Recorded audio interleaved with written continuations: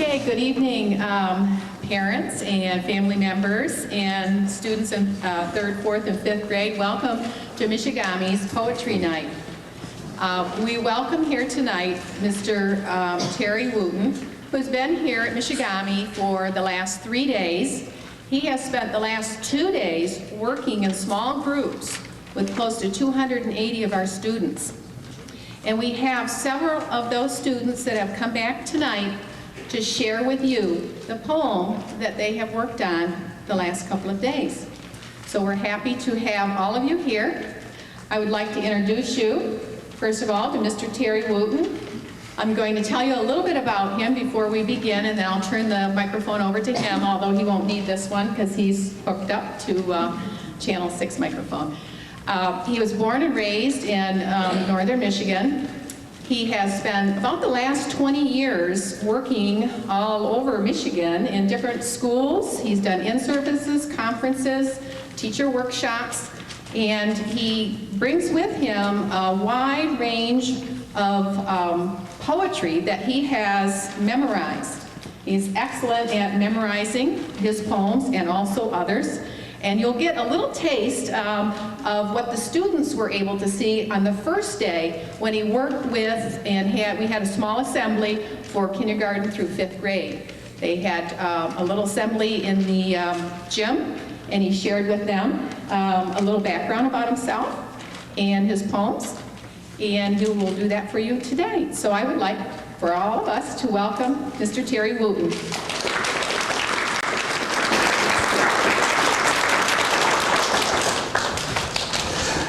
Thank you. It's good to be here. Actually, in 22 years of being on the road, and you have to be real careful when I say I'm from northern Michigan, because I do work in the Upper Peninsula. And they will get right up in my face and tell me I'm not from northern Michigan. I'm from northern lower Michigan. I live up north of Traverse City in a little town called Elk Rapids. I spent my first 18 years in Marion, Michigan, outside of Cadillac. Real proud of that, a very backwoods sort of area where I told the kids where deer season is the ultimate holiday of the year. I might even do a deer poem for you a little later. I do all my poems by memory because I'm dyslexic, slightly dyslexic. I can't read very well out loud. I explained that a little bit to the kids, and they thought that was pretty interesting. And I imagine a few of them may have the same gift or the same problem, whichever way you want to look at it. I'm not going to do any poems quite yet. What I'm going to do is get the kids up here first, and they're going to read their poems. They're not going to do them by memory, I don't think. Although they're welcome to if they want to try. Okay. Now, I did 2 workshops with these kids. You're going to see the 3rd graders, a very, very advanced workshop for 3rd grade. I've only worked with 3rd graders in 2 other schools in Michigan where I tried this. One was a little place called Elba outside of Gaylord, and the other one is Elk Rapids where my kids went to school. And with the, I call it the Watershed Critters workshop with the 3rd graders, I had them, I did some Swampy Cree Indian poems where a guy by the name of Jacob Slowstream, he wishes himself into a different kind of animal, then he'll pretend he's that animal for a while, then he'll come back and have a poem about it.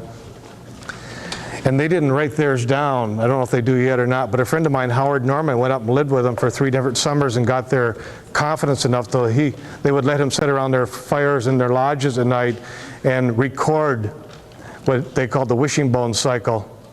And he brought them back to Western Michigan University and he translated them to a book of poems. And I did just a few of those for the kids. And then they used that as their model, and they got to wish themselves into any kind of animal they wanted to be, as long as it was kind of indigenous to this area. Okay, then we played a little simile game. You know, simile being when you compare 2 different things with the word like or as. And they wrote little simile riddles about themselves, and their classmates tried to figure out who wrote that. And after he did that, they had to, well, first they wrote like about a half a page or a third of a page what it was like to be this animal or critter, whatever they chose to be. Then they had to come back, after they had something down, it was like in paragraph shape, they had to come back and put it in poem shape, adding similes, and this is where the facts came in. I sent them home night before last to figure out 4 facts, find 4 facts about their critter they chose to be, to show you that, just to show that a lot of research goes into writing a poem. I just don't sit down and write them. Sometimes I actually write a book about one poem. I'll read a book about one poem. Okay, so they came back and they tried to incorporate the similes and the facts into their poem. And then another thing was they couldn't rhyme. Okay, where's the line of a poem and if it doesn't rhyme? We talked about nouns and verbs. I don't pay any attention to those. I know what they are, but I just let it go at that, you know. I said, don't, wow, that goes a cool noun. I don't do things like that. I see words as having energy. Certain words have a lot more energy than other words to make you see pictures. And I call those energetic words power words. And I call the words a string, the power words together, like and, the, wins, almost, very, really, those kind of words. I call them nerd words or dork words. Okay? And they really aren't necessary most of the time, except string the power words together. And try not to give the nerd words the power positions at the end of the line where the rhyming words used to be. So they tried to end their poems with power words. So that was a lot. Okay, now for the 4th graders and the 5th graders, I had them draw a memory map. The hardest thing about writing a poem is getting an idea to write about. And I didn't want to say, okay, everybody write about this. So I had them draw a map of where they live. And you adults, I can imagine, think about where you grew up and draw this picture. And on it, mark out various memories: happy, sad, scary, dumb, first memory, favorite place. And mark that out on your map as it's coming. Then I had them choose one memory. And then we talked about language, what an incredible thing language is. That it's almost, our brains are like TV stations. You have all these memories that are pictures, or hopes and fears of the future, and you transfer them into sound rhythms. You shoot them out of your mouth, and we all have these ears on the side of our head, and we catch those sounds and we actually see the pictures. And that way poems are like word videos. And so to sensitize them to the idea that there are lines of poems, entire poems going on, and we talk to one another all the time, I had them break up in pairs or trays, and they talk to one another about their memory for like 5 minutes. But the trick was I had to listen real close to what they said so they could come back and repeat it to me in 5 minutes. And I allowed them a little bit of liberty that they could lie to me just a little bit to make it better, okay? Because we all do that, you know. Everything's always a little different than it really happened, because the first thing that happen to you if you're talking to one another and your friends just go and walk away. So that's what we call fiction. I used the word lie because that picked them up right away, you know.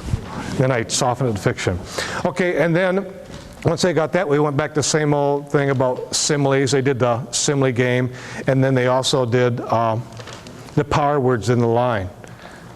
Now, very seldom, I think in 42 years of writing, I've only written 3 poems in 2 settings or less like I had these kids do. Okay, and again, I was working with groups of 50 and 60 at a time, so these are fresh, the ink's hardly dry on some of these, okay? And what we're going to do, we're going to get 4 of them to come up at a time for moral support. We're going to get, are you going to recite? You, back there? How about you? Okay, so we'll get you, and you. You can come up here. Who's this?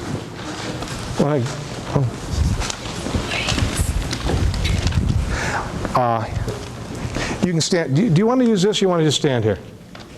Let's not use this, okay? Okay? I mean, you got all those fancy dresses and the fancy pants and shirts on, the fancy balloons to get my mic tangled up in. I did it. I just did that on purpose. Okay, come on up here. Now stand right up here. Right here. Come on, all of you together. And what we're going to do, they're going to give you their name and then the title of their poem. And you want to hold the mic? Yeah, you can hold it, right? I think, can I use both of these same time? I think probably, right about here. Don't go kissing the mic or anything, okay? And don't bump your nose with it. But about like this, and be nice and loud, because you worked hard on these. Is this on? Testing. There, okay. And whatever, don't do that, make sure it's on, okay? And I'll stay up here together until everybody's finished, and I'll stand behind you, so if anybody faints, I'll catch you, okay? And the audience, I'm going to ask you just to hold your applause till all four are finished, and you just hootin', or maybe hoot and holler after it's all done. So here we go. And I'll just be on my hands and knees behind you, so I'll soften the fall, okay? Make sure you give your name.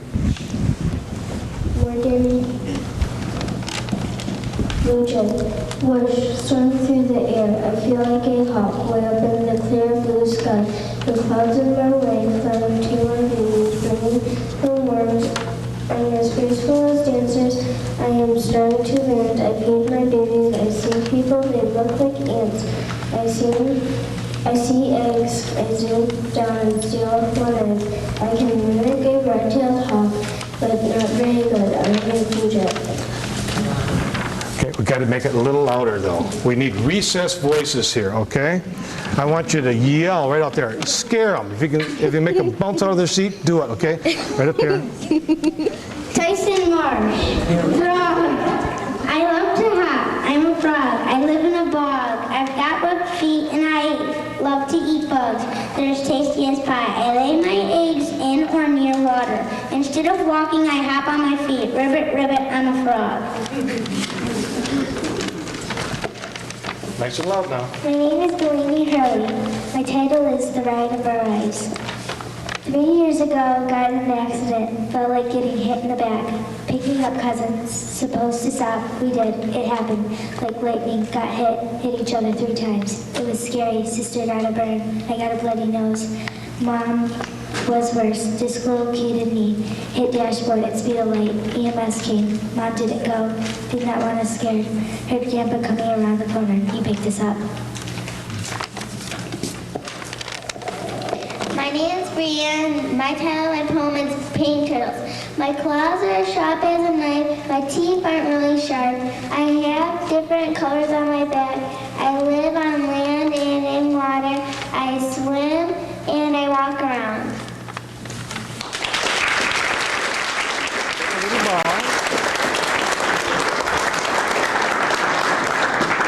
It's pretty hard not to applaud after one, isn't it? You guys can have a seat now. Kind of like it up here, don't you? Do you have those 4 back there? Are you? 1, 2, 3, 4. Come on up. Come on. You don't have your poem?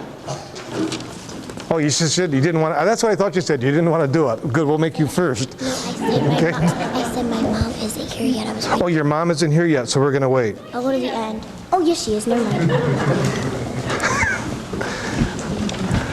Nice and loud. Put it right up, right here. Okay. Okay. I wrote this song. Wait. Get it right close. Okay, I wrote this poem because when I was on a cruise ship, I met my friend Julie. Okay, and the poem is Kidnap Us. It's kind of funny. She was gonna kidnap us, we thought. Me and my friend Julie playing around. A strange lady walked up to us like a dog with a sad frown. She said, "What's your name? How old are you?" I couldn't talk. Julie answered, like a bullet set off. She gave us a funny look because I couldn't talk, and Julie said it so fast, like she was very, very scared. I finally answered. She said, "Come meet my daughter, Remy, to play and talk." Then I said, you scared our guts out of us, because we thought you were going to kidnap us." Jessica Fuzzy. My fur is almost as soft as a chinchilla. Excuse me, you gotta be a little louder. Keep it right up close, okay? Yell right in that mic. My fur is almost as soft as a chinchilla. I leap so fast you could barely tell I was there. When I get frightened, I can jump up to 10 feet. My teeth stick out like a sore thumb. I can be a lot of different colors. I can be wild or I can be a pet. That's what I am. If you guessed a rabbit, you're right. I'm really fuzzy. Hi, my name is Sarah, and my poem is called Coyotes. Poop, I am a coyote. We always say animal in South Dakota. I am the fastest mammal in North America. I can reach speed up to 38.4 miles per hour. I can hunt every day. Oh, I'm a coyote. My name is Nolan. My poem is called Snake. I scare people, I don't know why. I have a long tongue, it makes this sound, hiss. I move by slithering, I am a snake. Don't mix me up with sticks, you will feel the difference.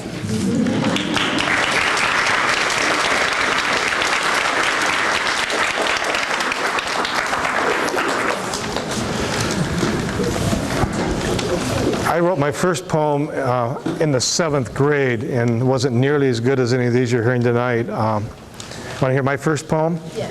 Okay. Yeah. See, the only reason I wrote it, I had a crush on a teacher. And I wrote this, and it's a rhymer. I didn't know poems didn't have to rhyme anymore. And I wrote, I got a dog, and this is for real. When he jumps in the water, he'll swim like a seal. See how much better they are already than I am? We need the next 4. 1, 2, 3, 4.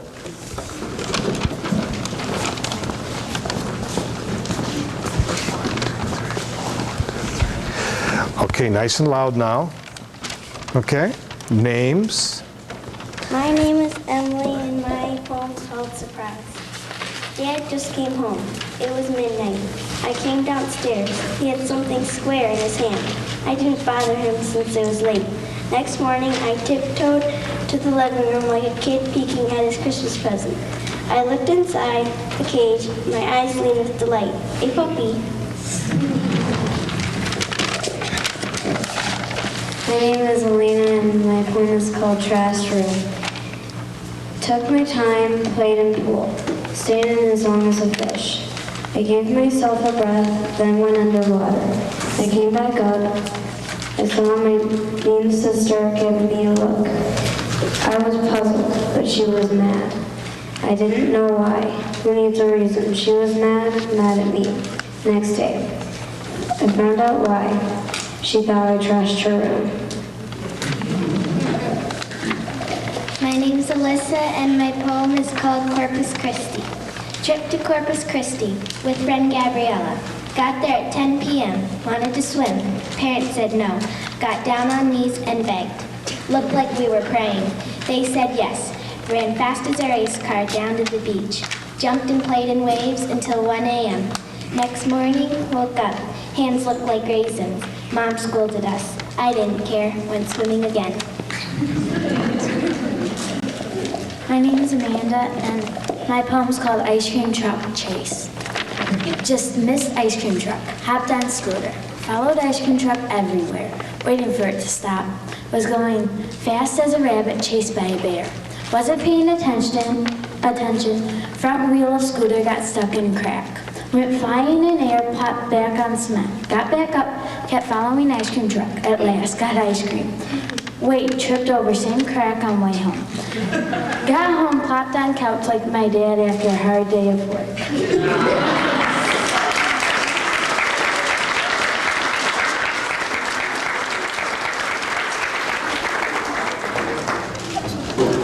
One. You guys here to do it? 2. 3. 4. I want to get some guys and girls up here. Well, we got 5. Come on up. That was a clever move. Okay, make sure you're nice and loud. You know, I keep telling you, you have to be loud because they worked hard on these. So, here we go. It's Jerry, right? You said that last time. Go get him, Will. Hi, my name is Will, and the title of my poem is I'm a wee little garden. Whoosh! I'm going really fast, like a speedboat on water. Every now and then a feather comes off. I hope there are worms here. Go, don't even ask me about predators. Bam! You missed. My name is Maya Ernest, and my poem is called Winter Time of Fun. Winter is a nice cold snowy day. When I looked outside my window, I saw finally it's winter time. Now I can go play with my sleigh. For the rest of the day, I zoned off like Sonic in a jet. The wind blew in my face, furious, down the hill. I went faster and faster. The hill was so big and long that I couldn't stop, not even with the stopper. Anyways, like I said, wintertime is here. So go out and play. Nice and loud now. My name is Taylor Morris, and the title of my poem is called Lost Dog. It was my birthday. Dad heard noises. I looked out the window. Dog was gone. Went looking. I heard a bark. Ran to the woods like lions going after their food. We looked. He was nowhere to be found. Got lost running through the woods like a stampede of mad elephants. I found him. I was happy. My name is Paul. Pig. I am a pig. I like to play in the mud. I have udders like a cow. We all live in a barn. It's boring and hot. We can't take it. It bothers us a lot. I have a few friends, like the ducks and the dogs, horses and chickens and itsy-bitsy frogs. I eat slop for breakfast and leftovers for lunch. I also eat corn cups for a special Sunday brunch. I guess I'll keep my life. It's okay.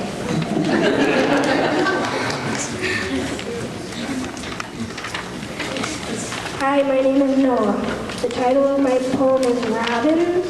Zooming like a jet plane through the sky, I am a robin. I eat bugs, a tasty treat. My feathers are very soft. My beak serves as a nose and mouth that lets me breathe and eat. I also think worms are a tasty treat. I do not weigh very much. That is what allows me to fly. I eat berries in the fall and winter. I have a red stomach. You will see us in spring and summer. We live in parks. Chirp, chirp, chirp. I am a robin.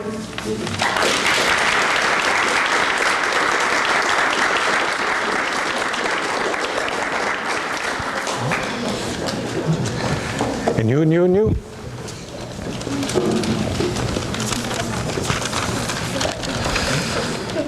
Getting all ready there. My name is Tanner, and my poem is named Sinking Feeling. In raft with Marissa, going slow as a turtle.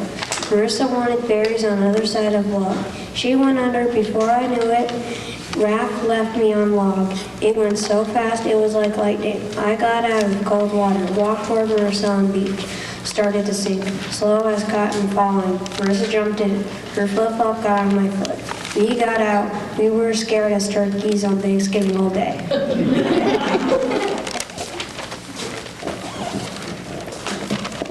Bella by Megan Moore. The day I got Bella, my mom and her connected. She was playful and cold. The puppies were in a box placed outside by their owner. That night, I couldn't fall asleep. Bella is like a white hairball, always in trouble. Her name is Isabella Chica August Daisy Moore. My title is called The Spirit Wolf by Lauren Clam. Every time I go to school, I pass a hill. There are paw prints way up high. One was known to be a wolf. But something sad had happened. A man has shot the wolf. I could see it in my mind. I heard the howl of the wolf late at night. I jumped out of bed, slippered along. I opened the blinds to see the bright stars shine like lightning slashing the sky. I saw the face of the wolf in the stars. It was a sign of the wolf's howl. I shuddered and closed the blinds. Days later, I went to the zoo. I saw the wolf in the sky up high on the hill. I felt the wolf thank me for saving his life. I know the wolf is now my guardian angel. My name is Paige Brownlee, and the title of my poem is A Sad Day. My house is where my cat died. I was as sad as you are. He was like a son to me. I didn't get to see him when he died. Now I have a bunny to keep me company. I still miss Ashton though.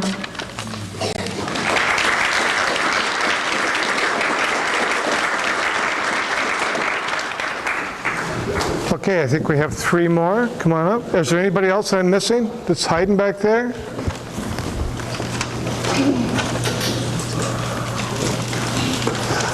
I thought he was coming up. that it? Just these three? Okay, here we go. You ready? Nice and loud now. Make sure you keep the paper down so they can see your faces, so if you make TV, okay? My name is Shelby.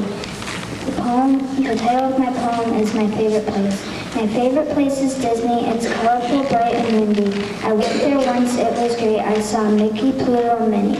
It was as big as the ocean. There are animals, rides, and shops. The sun was blazing hot.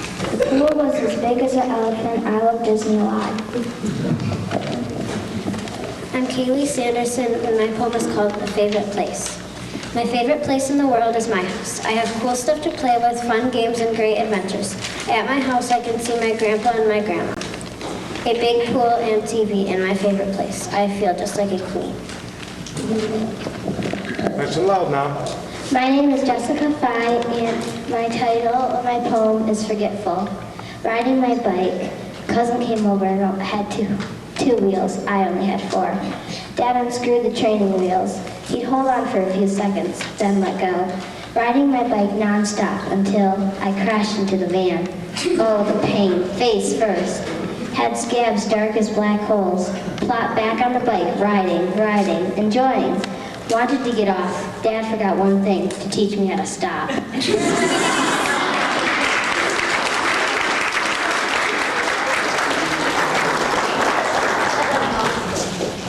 Would all you kids like to just stand up for one more round of applause? All of you, just stand up.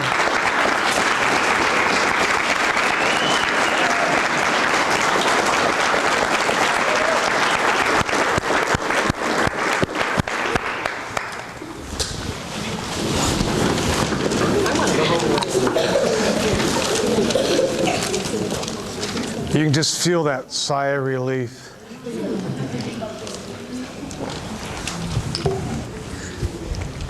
It's been a treat working with them. I told the kids I've really enjoyed them. I haven't run into an attitude and a whole bunch, and I would say so if I had, and I haven't. I'm going to do just a sampler of my own. Again, I have 501 poems committed to memory right now, and I'm working on my 502nd. So it'll grow if I ever come back, and I hope I come back here someday. The area, I'll be up in 600s hopefully. And it's a full-time job just keeping them polished up, you know.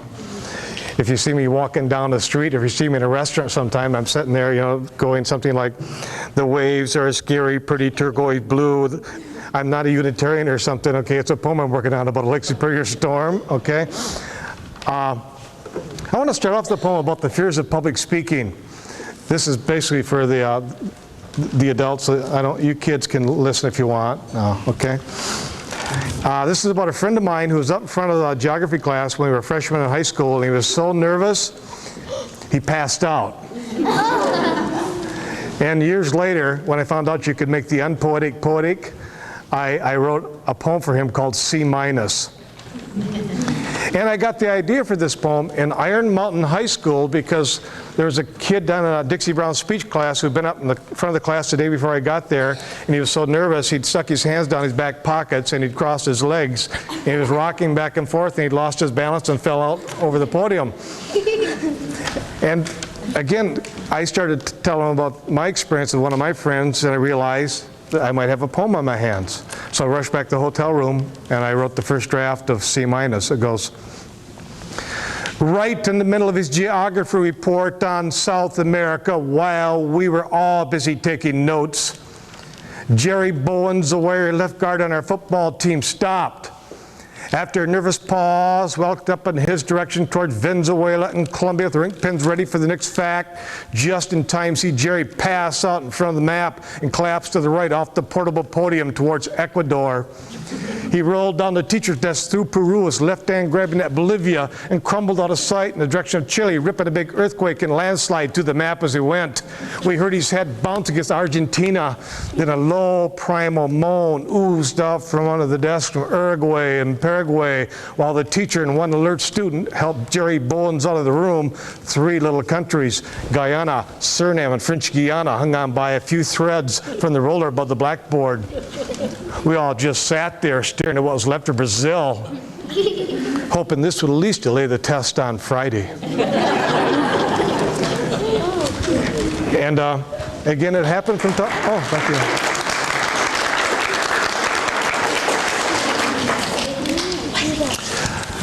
The big hit was a rhymer that I did here that isn't mine. It's by a very close friend of mine. His name is Talon Thomas. It was originally written as "Good Boy." Okay. And Talon told me I could, he told me I had the rights to any of these poems. We're like brothers. He's my older brother in this business. He's a lot lazier than I am. He wouldn't even mind me saying that, okay?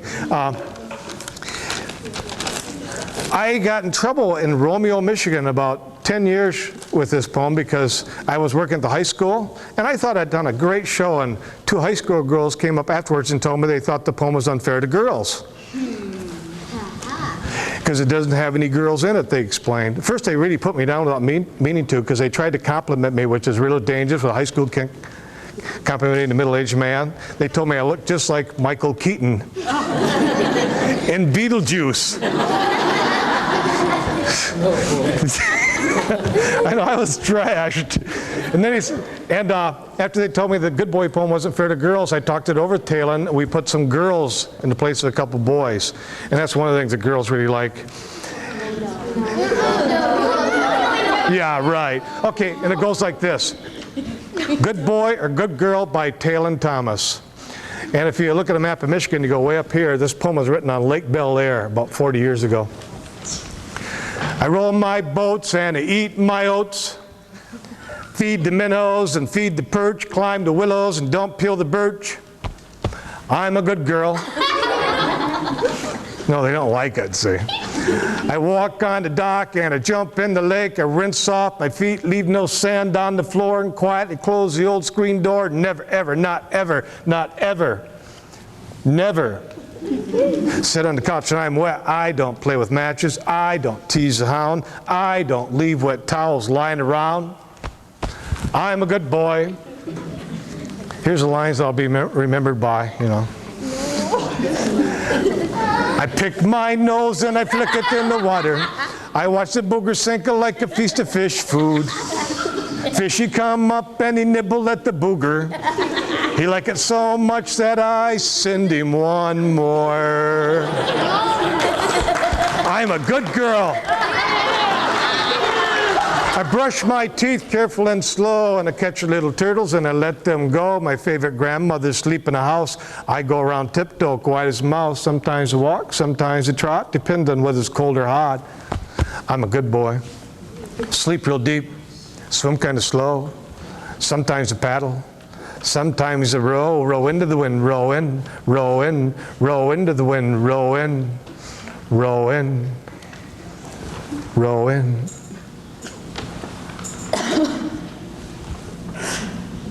Good Boy or Good Girl by Talon Thomas. Yes. Can you do the one about your friend? My friend who passed away? Yeah.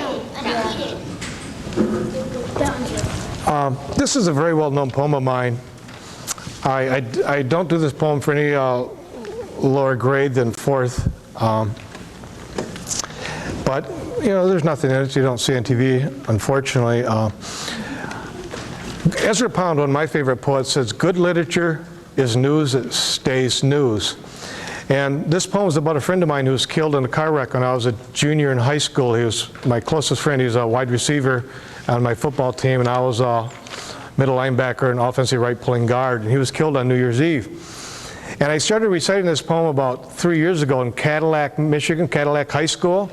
And 3 sophomore girls off here this one side started a commotion, which is kind of normal for sophomore high school girls. But I said, what's going on? It turns out one of them was my friend Larry Munn's youngest brother's youngest daughter.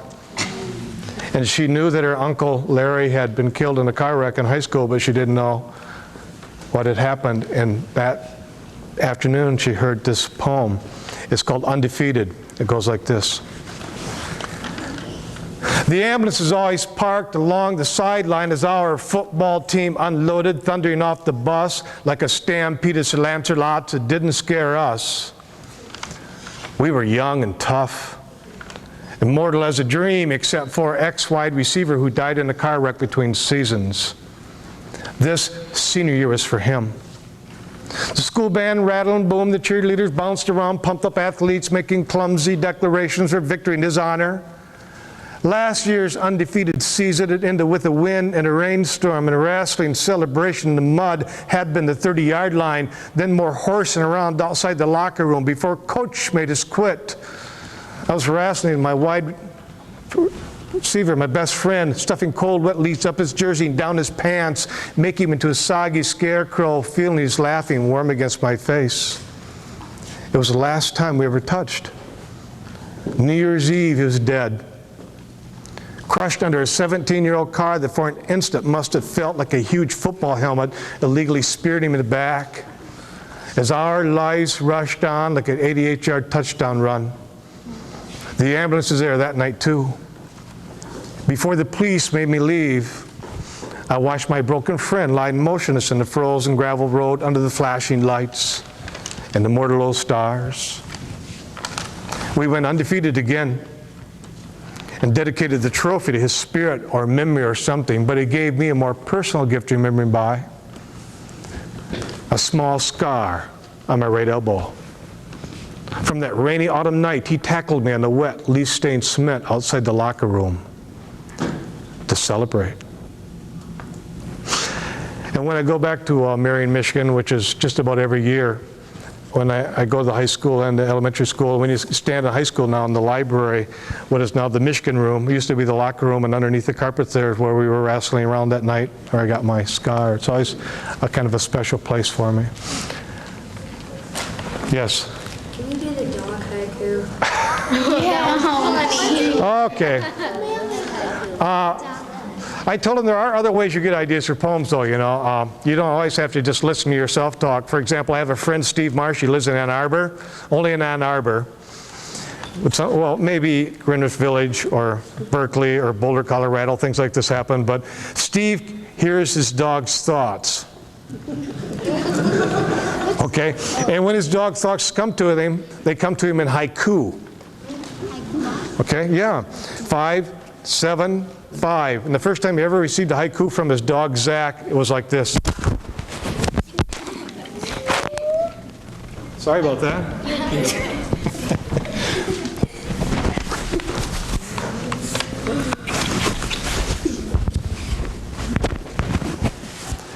Are we back? Okay. Dog haiku. This is the first one Steve Marsh ever received. And you can find these online, dog haiku. I'm going to count the syllables per line just to prove it to you.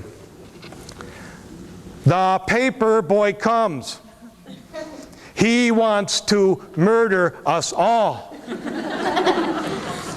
Bark, bark, bark, bark, bark. Wait. I'll do just a couple more. It is Halloween.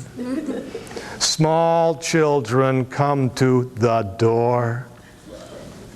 May I eat just one? And my all-time favorite, and you kids, I guarantee anybody can memorize this real easy. Steve was down in New Orleans, one of my favorite places. I worked down in Louisiana a lot.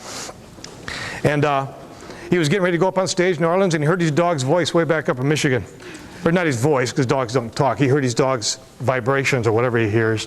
And his dog was like, Steve, write this down. He's not, now, I'm getting ready to go on stage. No, now, you got to do it now. And see, so his dog sent it on that high frequency. Okay? So it goes like this.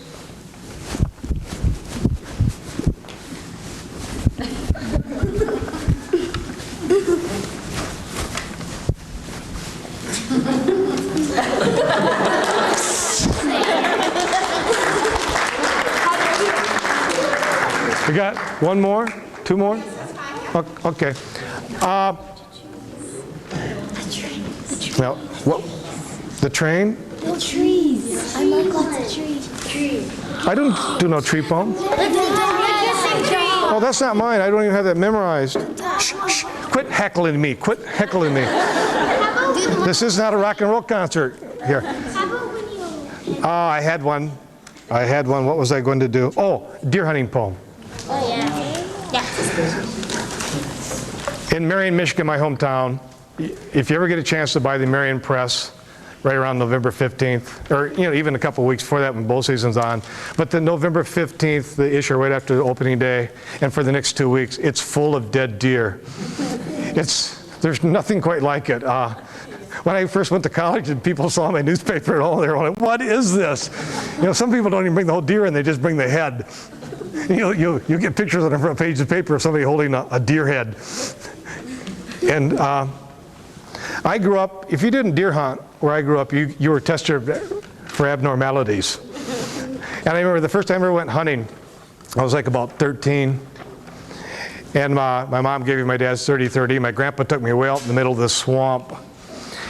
I was probably a a mile deep in this woods. I had no idea where I was, and my grandma had fixed me a lunch. And my grandpa, he was whispering, but I can't whisper. He said something like, now you sit down right here. You lean up against a stump. He said, the deer, you're on a little ridge here, and the deer will come right out of that swamp. They'll come right through here. I've seen them cross it. They'll come from behind you too. You got to be quiet. You got to be still. And then he said something that just blew me away. I'll come back and I'll get you tonight. I said, what? I'll get you tonight. I'll be here right after dark. But Grandpa, I thought you just chased him around, tackle him like a football and held him down. Man, by 10 o'clock, I had my watch so I could keep track of time because it didn't seem to be moving. By 10 o'clock, I had all my lunch ate. By noon, I was just disintegrating out of boredom.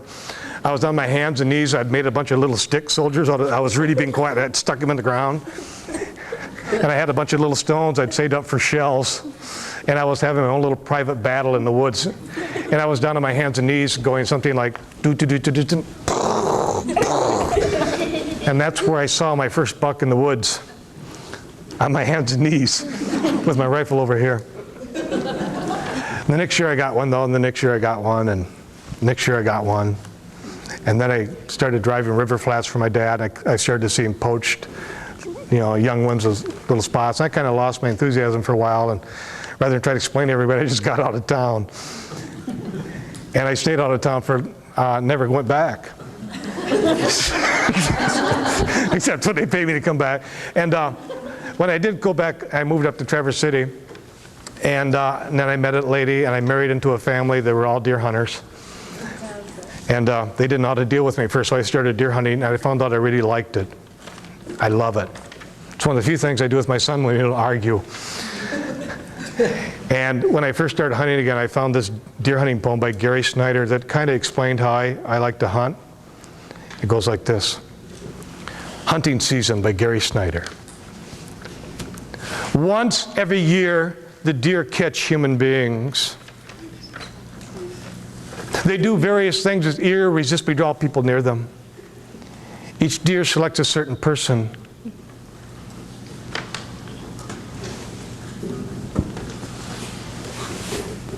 The person then shoots the deer and is then compelled to skin it and carry its meat home and eat it. Then the deer is inside the person. He waits and hides in there, though the person doesn't know it. When enough deer have occupied enough people, they will strike all at once.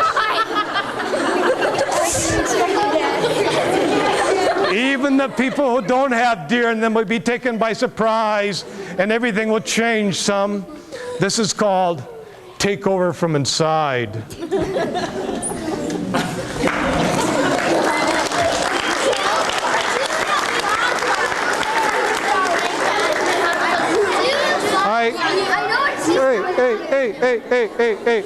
Hey. I don't think there's a better place to stop than that, except I just might show you a little bit of how I keep track of all these poems. If you have 501 poems committed in memory, you have to have a system. And so what I've done is I've taken everybody else's poems and filed them by the author's last names alphabetically. like Eckerson, Adolph, Armour, Auden, Boreas, Bovius, Beowulf, Barry Black, Booth, Borland, Brooks, Bruchop, Bukowski, Bunker, Burns, Byron, Carter, Chaucer, Chardee, Cohen, Cummings, Dickinson, Dillon, Isley, Ellison, Emerson, Udith, Ferlinghetti, Frost, Gerber, Giovanni, Griffin, Gundella, Guthrie, Hattis, Hall, Harrison, Holland, Hughes, James, Gerard, Joyce, Kurlikowski, Lair, Lightfoot, Loney, Logan, Marsh, Millay, Mitchell, Morrison, Nash, Norman, Oliver, Andati, Phyllis, Popon, Pratt, Pulaski, Bush, Randall, Retina, Reckroth, Riley, Ruthke, Rothenberg, Seuss, Shelley, Shepard, Silverstein, Snyder, Stafford, Starbird, Tennyson, Thayer, Thomas, Trapp, Troop, Wagner, Walker, Waterman, Whitman, Williams. I'm right in there with Whitman, Williams, and Wooten and Yates. And then Wooten, I have 331 of my own, but I'll just do the first 40 for you or something. I do them by their titles in the order that I wrote them. Old Friends, Spike Horns, Jesse James and Me, Charlie Fisher, Winding Like Sirens, A Great Train Wreck Weekend, Noon Whistle, Spring Fever, Short Fable, Billy Sunday, Snowball, Love Poem, Devil's Night, Story of Keewaydin, Willie, Mimi, Full Moon, Jeffrey, Stone Circle, Heartburn, When Edward, The Deer Hunting Poem, Sleeping Bird, Dune's Tooth, Blowing Spring, Old Mills, What's Wrong With You, Grandma I'm, Let the Frog Loose, Flinty Point, Undefeated, Jam, Judy Pigeon. Has anybody been counting? No. Old Ernie Harwell. Let's finish with that. Over 5,000 Detroit Tiger ball games ago, Grandpa took me trout fishing on the old Butterfield Creek. On the way home, half asleep, I listened to Ernie Harwell recite the late innings of a Tiger ball game while Grandpa's cigarette glowed like a campfire in the dark. Outside the car windows, Michigan flowed along. I felt content as a young trout snuggled under a log in the current. Since that night, only thing on the radio that's rivaled rock and roll or country and western music is Ernie Harwell, going on and on like an epic poem full of Ty Cobb trivia and Detroit Tiger history, like a human baseball encyclopedia, always sounding the same but always different through 3 decades and most of the incarnations of my life. I even proposed to my wife with Ernie crooning in the background. Or was it the Rolling Stones song, Time Waits for No One? That was over 2,000 Tiger games ago. Grandpa's been gone since 1979. Late that last September, he whispered, "Psst, I've got a secret. I'm dying." Then he sat there like an old house beside the road and watched life go by like a Denny McLean fastball. There isn't any real security, but Ernie Harwell and the airwaves came close. And thank you for making it possible for me to visit your school and vaccinate myself into your kids a little bit. And I think Mrs. Collins has got a couple of things she wants to say to you, but thank you. I hope I can make it back.